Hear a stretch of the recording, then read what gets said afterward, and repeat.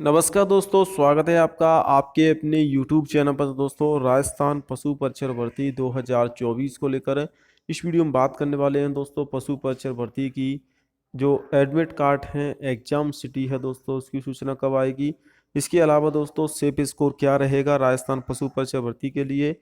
और वहीं दोस्तों, इस वीडियो में बात करेंगे पशु परिक्षर भर्ती का कितने नंबर तक सिलेक्शन हो जाएगा।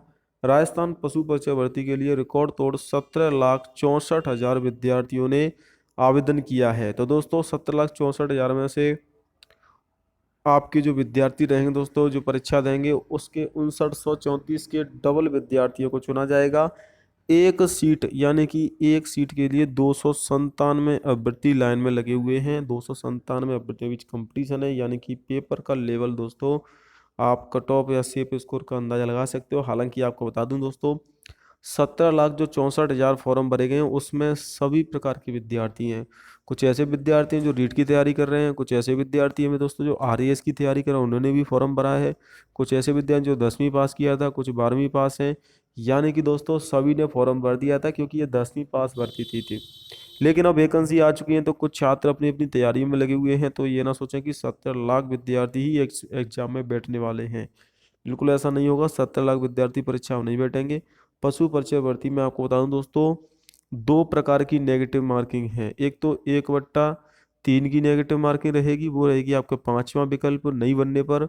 और एक है 1/4 की नेगेटिव मार्किंग, यानी कि अगर आप कोई भी प्रश्न छोड़ते हो या फिर गलत करते हो दोस्तों, तो दोनों ही स्थिति में आपके नंबर कटेंगे। या तो दोस्तों आप उसमें ऑप्शन नंबर ई भरिए, अगर आपको प्रश्न नहीं आता है। तो अगर आपको प्रश्न आता है तभी आप उसमें ए बी सी डी में कोई विकल्प भरिए, क्योंकि बाद में दोस्तों नेगेटिव मार्किंग इसमें भी रहेगी। और 5वां विकल्प जरूर बनना है, नहीं बनने पर आपके 1/3 के हिसाब से नंबर काटे जाएंगे।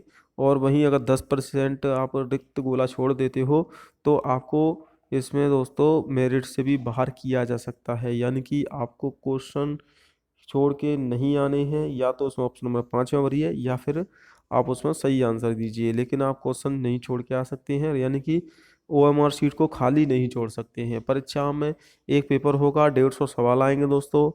1 तारीख से एग्जाम स्टार्ट हो जाएंगे, जो 3 दिसंबर तक चलेंगे। एडमिट कार्ड की बात कर लें तो दोस्तों, 23 नवंबर को आपके एडमिट कार्ड आ जाएंगे। परीक्षा से ठीक 7 दिन पहले एडमिट कार्ड बोर्ड जारी कर देगा। दो प्रकार की नेगेटिव मार्किंग है, इसीलिए अभ्यर्थियों का नेगेटिव को लेकर असमंजस की स्थिति बनी हुई है।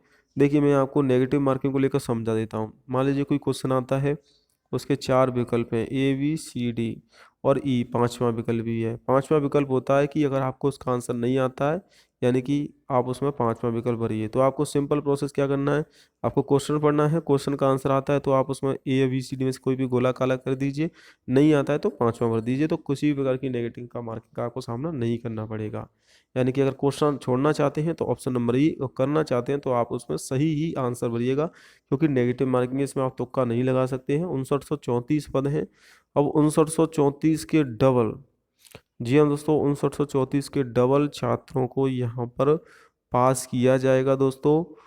डॉक्यूमेंट वेरिफिकेशन के लिए 11,868 विद्यार्थी ऐसे रहेंगे दोस्तों, जिनको पास किया जाएगा आपके डॉक्यूमेंट वेरिफिकेशन के लिए। यानी कि 17,00,000 में से जितने विद्यार्थी परीक्षा देंगे, कम से कम 12 से 14 लाख के आसपास विद्यार्थी परीक्षा देंगे। सभी तो नहीं देने जाएंगे, तो इनमें से दोस्तों चुना जाएगा। तो कट ऑफ तो हाई रहेगी, साथ में इसमें नेगेटिव मार्किंग तो है ही, लेकिन 40% नंबर भी लाना जरूरी है। यानी कि 150 में से 40% नंबर भी आपके होना जरूरी है, उसके ऊपर ही मेरिट बनेगी। यानी कि आपके 150 में से 40% से ऊपर नंबर आएंगे, उसके हिसाब से मेरिट बनेगी जनरल ओबीसी एससी एसटी की। और उसी के हिसाब से चयन होगा दोस्तों। अलग अलग इसमें कैटेगरी भी आए, अलग अलग पद हैं, तो उसके हिसाब से कट ऑफ भी अलग अलग रहेगी। इसमें सबसे ज़्यादा जो पद हैं अनुसूचित क्षेत्रों के लिए 653 हैं, अनुसूचित क्षेत्रों के लिए आरक्षित किए गए हैं। और इसमें आपके दोस्तों टीएसपी नॉन टीएसपी भी पद हैं। तो इस प्रकार से ओवरऑल सेंटरों की संख्या भी बढ़ाई जाएगी, क्योंकि परीक्षा का जो शेड्यूल है वो आपका 9 से 12 पहली पारी, 2:30 से 5:30 बजे दूसरी पारी होगी। सेंटर भी गठित किए गए हैं दोस्तों। बीकानेर में 43 सेंटर होने वाली परीक्षा में 13,752 अभ्यर्थी परीक्षा देंगे। तो अलग अलग जो है जिलों में परीक्षा सेंटर बनाए जाएंगे। कौन कौन से जिले हैं उनकी सूचना आप यहाँ पर देख सकते हो, जहाँ पर दोस्तों आपके सेंटर बनाए जाएंगे। सेफ स्कोर की बात करें, देखिए 150 नंबर का पेपर होगा, लेकिन फिर भी जनरल में टारगेट स्कोर होना चाहिए आपका कम से कम 110 115 के बीच में। ओबीसी की अगर बात करें तो कम से कम 108 से 112 तक सेफ स्कोर आपको लाना होगा।